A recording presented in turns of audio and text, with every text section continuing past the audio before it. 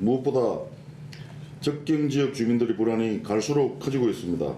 경기도민들은 남과 북 간의 무력 충돌이 발생할 때마다 직접적인 생명의 위협과 재산 피해를 겪어야 했습니다. 실제 경기도 접경지역 주민들은 지난 2014년 대북 전단 살포로 유발된 포격 사태를 겪었습니다. 당시 대북 전단 살포로 유발된 북측의 고사포 조준 사격으로 연천군 소재의 면 사무소에 탄환이 떨어져 주민들이 긴급히 대피하는 일이 벌어졌습니다. 우리 군의 대응 사격이 이루어졌고 자칫 생명과 재산의 피해를 넘어 심각한 군사 충돌로 이어질 뻔한 아찔한 사건이었습니다.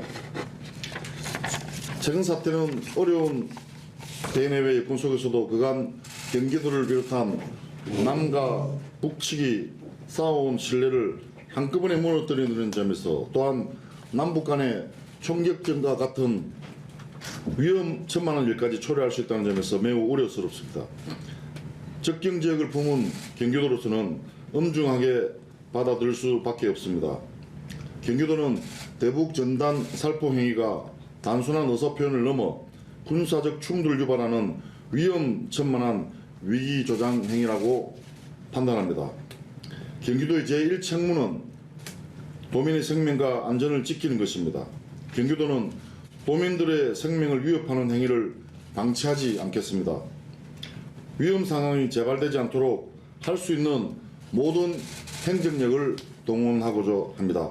적어도 경기도 일원에서만큼은 평화를 갉아먹고 무력 충돌을 조장하는 대북 전단 살포 행위가 일어나지 않도록 할 수 있는 모든 조치를 취하겠습니다. 첫째, 도민 생명을 위협하는 대북 전단 살포를 예방하기 위해 재난 및 안전기본관리법에 따라 접경지역 일부를 위험구역으로 지정하고 대북 전단 살포자의 출입을 금지하는 등 예고된 불법 행위를 원천 봉쇄하겠습니다.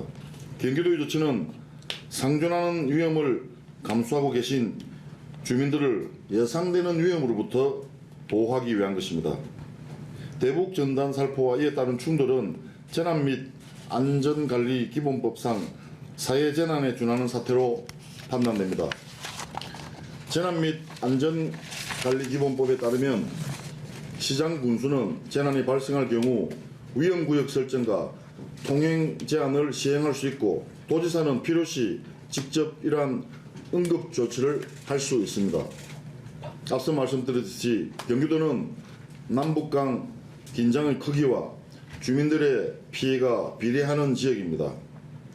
북측이 대남 사업을 대적 사업으로 전환하겠다고 한 상황에서 대북 전단을 실은 풍선이 또다시 북측 지역으로 날아간다면 2014년 연천 포격 사태보다 더 위험한 상황이 올 수 있습니다.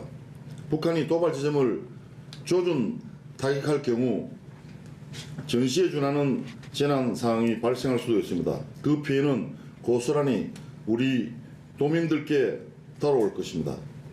경기도는 위험구역으로 설정된 지역에 경기도 특별사법경찰단을 투입하여 대북전단 살포자를 현행범으로 체포, 수사기관에 인계, 입건할 것입니다. 불법 행위를 막기 위해 동원할 수 있는 모든 공권력을 동원할 것입니다. 이러한 위험구역의 지정은 전례가 없는 일이긴 하지만 접경지역의 평화가 도민을 넘어 국민의 생명과 안전을 위한 일이라는 무거운 책임감으로 충분한 법적 검토를 거쳐 추진할 예정입니다. 중앙정부에서도 적극적인 법 해석과 함께 원활한 협조를 요청드립니다. 둘째, 옥외 강고물법과 폐기물관리법 등에 따라 미신고 전단과 쓰레기 발생 행위를 원천 금지시키겠습니다. 살포된 이후 지상에 떨어진 전단지는 폐기물과 다르지 않습니다. 환경오염 방지 등을 위해서도 폐기물관리법, 경찰 직무집행법 등에 따라 풍선을 날리는 행위 자체를 제재하고자 합니다. 또한 옥외 강고물법에 따라 전단 살포 행위에 대해 중단 명령 조치를 할 것입니다. 위반 시 법에 따라 조치를 취할 것입니다. 셋째, 경기도는 대북 전단 살포와 관련한 위법 행위에 대해 사법당국에 적극 고발 조치하고 엄중하게 책임을 물을 것입니다.